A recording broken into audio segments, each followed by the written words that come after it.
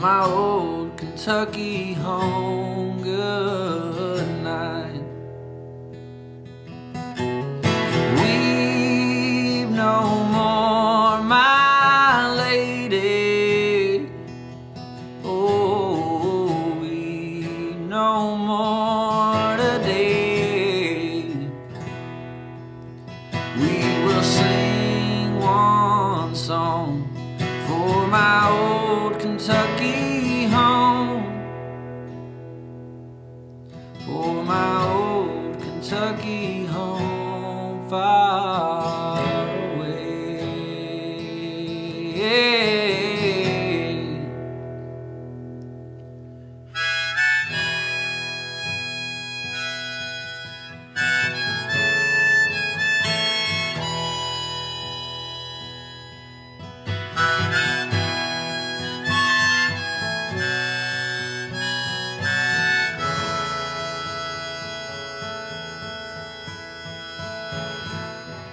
Hey y'all. Hey. Welcome to Stivers Homestead. I'm Zach. And I'm Jen.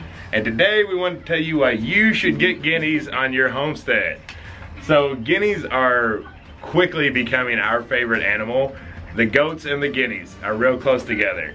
Besides the fact that they're just hilarious, they have a lot of added benefits to a homestead.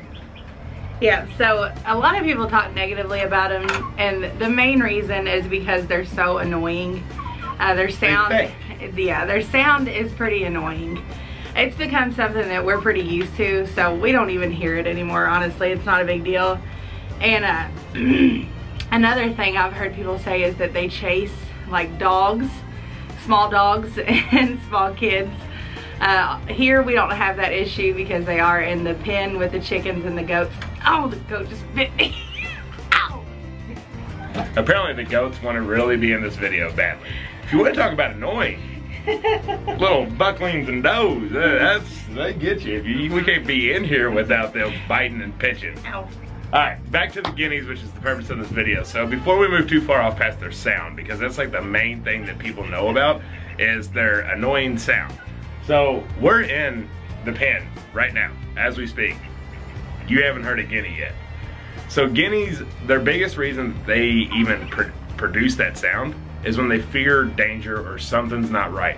So I don't know how many of you all are deer hunters. However, the reason you go out to deer hunt really early in the morning or later in the evening as the sun is getting ready to set and you don't see anything for a while is because you're causing a stir in the woods. So everything's hiding from you. They know you're there. So you have to get out there super early for the woods to settle, and then things start coming back out like the squirrels. That's the same situation with guineas. If you come and interrupt and they're not used to you, they're gonna start coming up with that annoying sound, which you want them to do because that's predator control. If you're coming here all the time, they're just not annoying. They're not loud like anybody thinks, but predator control, that kind of rolls us right into their next benefit. Yeah, well, along with that, anytime that somebody comes to our house, like if they pull up in the driveway, the guineas will start doing their noises because they're letting us know that they're here. They're telling us somebody new is in this driveway and we don't know if they're okay or not. So we're just letting you know that they're here. Also buzzards.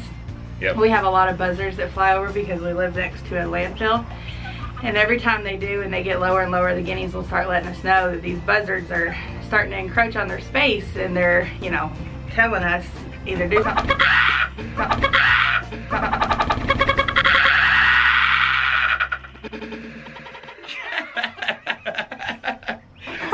Now the chicken wants to be in the video. That's Becky. Oh my God. Again, so we've had goats biting us and jumping, chickens attacking us. Still no guinea. Hello. So who's the annoying one around here? I'll get my hair in here in a second. Hi, Becky. Hey. So predator control. This is turning into a good one. I'll just be still. Yeah, she's just gonna roost there with Please you. don't peck at my face. So yeah, so the guineas will actually alert us before the dogs will. The dogs will be just passed out in the house or in the backyard right beside them and not even know somebody new's here, but the guineas will let us know, which again are, in our eyes, are all positives. So the other piece of predator control, I can't get over this chicken on your shoulder right now, it's hilarious. So the second piece of the predator control is they can kill a snake. So here we have copperheads. That's really our main poisonous. There are some rattlesnakes, but that's more eastern Kentucky. So copperheads are our biggest threat. However, black rat snakes can take down your eggs and different stuff, and baby chicks, you just don't want them, even though they're technically good for you, depending on who you talk to, because they keep the rats down. But they will attack a snake and take it down quickly. So our guineas stay housed up with our chickens. So we shut them off because, just like any poultry flying things, guineas do their best, but they, you know, an owl or something like that, or a hawk could take them away as well. But they stay in here, so if a snake or any kind of small rodent or predator was to get in here, the guinea's gonna take care of that real quick, more than a dog would. So that's the predator control. A guinea wouldn't be doing that. No, and that. But y'all are cute though, aren't you? All right, Becky's still with us. Yeah. So how to raise a guinea, because that's another thing I see as I've been hearing as like a negative comment from, not negative, but just a reason why not to get them, is the guineas, apparently to some, don't like to go up into their coop at night. Actually, when we were getting them, I told them, I said, they need a different style coop because they don't like to go into dark places. Like, they need a light inside of their coop because it spooks them to walk in something that's dark. But we did not give them a separate coop. Nope. So if you caught my chicken video, we have a rule with chickens. If you're raising chicks, which we always raise everything as a chick, a baby, whatever it is. Guineas are called keats. We raise them all from birth, basically. And the reason we do that is because however you raise them is how that animal is gonna act. If you're buying adult, it's familiar to its previous farm or wherever it lived, and so it might not cooperate like you want it to. So we train our animals the way we need them to be trained, and the way to get your chicken or any kind of small poultry in its coop at night is to keep them in that coop for 30 days. It's basically called kennel training, like you would for a dog, so they know that that's a home. You don't necessarily have to go the full 30 days. My rule is 21 to 30, depending on the weather, because you don't want to keep them cooped up in something too nasty for too long. But keep them in the coop for 21 to 30 days. You will not have a single issue with those guineas going in there with the chickens. One, because they think they're a chicken and they're just hanging out with them. And two, you've trained them. That's where they know to go. The third thing about guineas and kind of how to raise them, those guineas will be the last ones to come in, but as long as you don't force them or try to get them in the coop, they're gonna go in at night just like everybody else. Honestly, I think they think they are chickens. I mean, they don't really, sometimes they hang by themselves, but for the most part, it's chickens and guineas all together. So that's kind of a piece on how to raise the guineas. We lost Becky. She finally decided to go on her separate way, but now the goats are eating my shorts. So. No guinea. No guinea. Guineas are leaving us alone. Another great reason for guineas, which is also something that chickens do, but guineas do it better and more efficiently, is keeping away the pests. So they'll eat ticks, mosquitoes, any kind of beetles, any kind of insects that you have roaming around, which is actually really nice for us, because when we first got the goats, we would come in here all the time and sit, and the chickens and the guineas were really young, so they weren't really doing that yet. But now that we've noticed that summer's progressing, we have more mosquitoes and ticks outside of this pen than we do inside. So it makes it a little bit more enjoyable to come in here and spend time with them and feed them and give the babies their bottles and stuff, because the guineas are totally taking care of that aspect. I mean, they're 100% efficient at that. So that's extremely nice. And another fun fact is they eat 90% of their food outside of their cage or their coop. So most of what they're eating is out here, which is really nice. That makes them a very popular free range bird. Yeah, which they do great with the free range, and they've never had any issues trying to get out or anything. They're just happy where they are. Yep, they're really awesome little things when it comes to feeding, for sure. So you just have to, just a little bit, do you have to do anything to give them any kind of a pellet to really help them out. There's different ones that you can use. Some people use a game bird pellet. Being 100% honest, we use the same chicken pellet for our guineas as well and have had zero issues. So it's, you know, whatever kind of works for your animals. benefit 137, whatever we're on by now.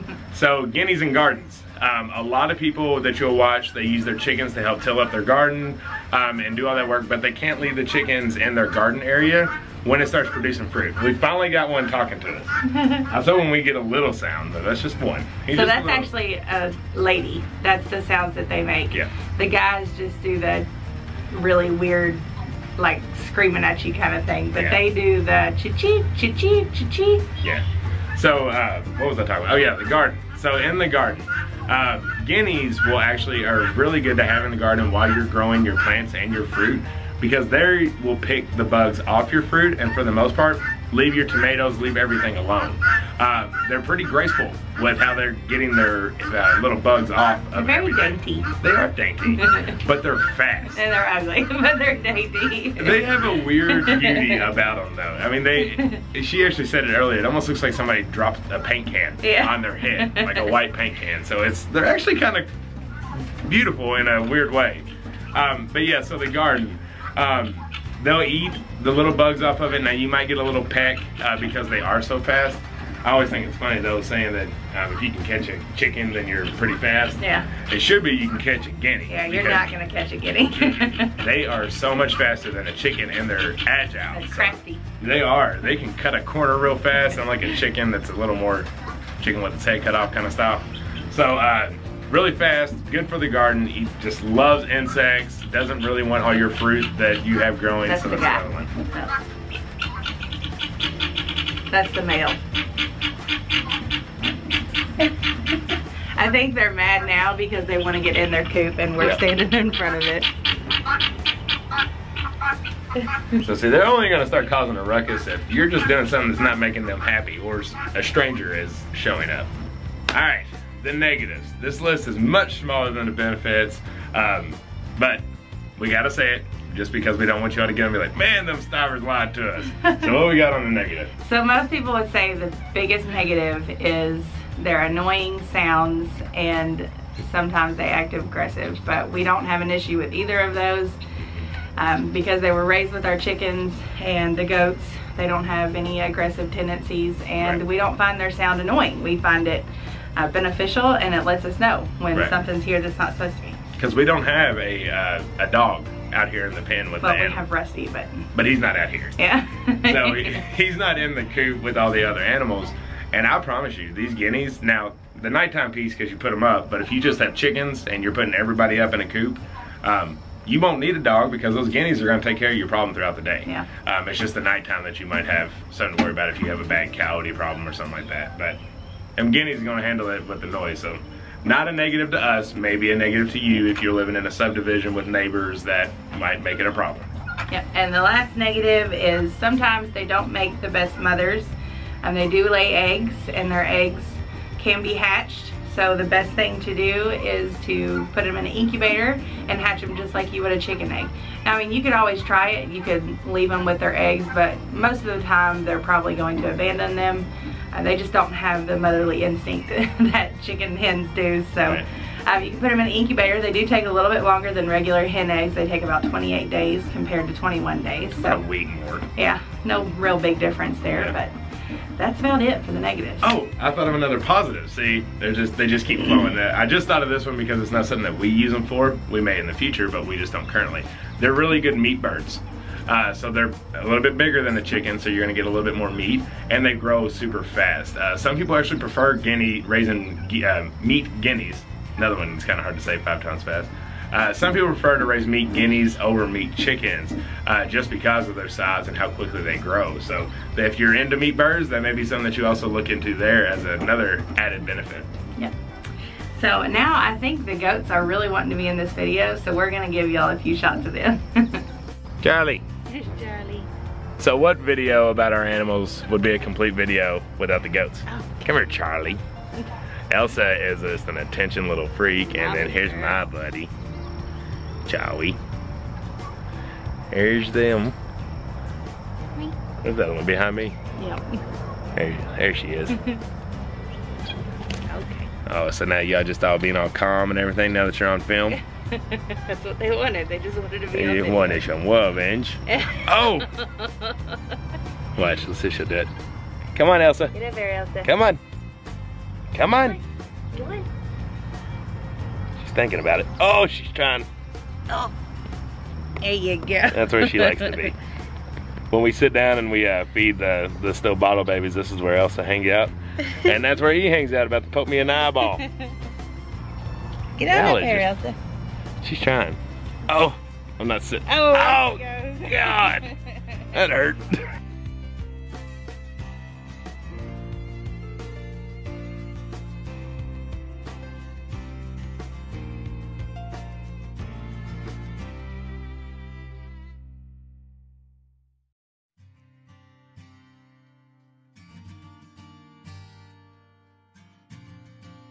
Okay, enough about them goats. This is a guinea video.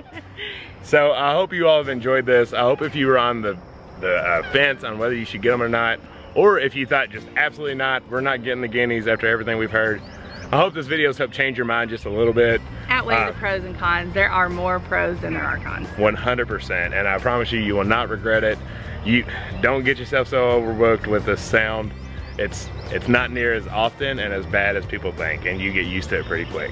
Like I said, I would just caution if you have neighbors that are very close, it might get annoying to a non-homesteader slash farmer.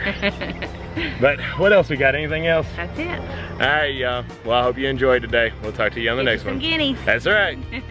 See y'all later. Bye.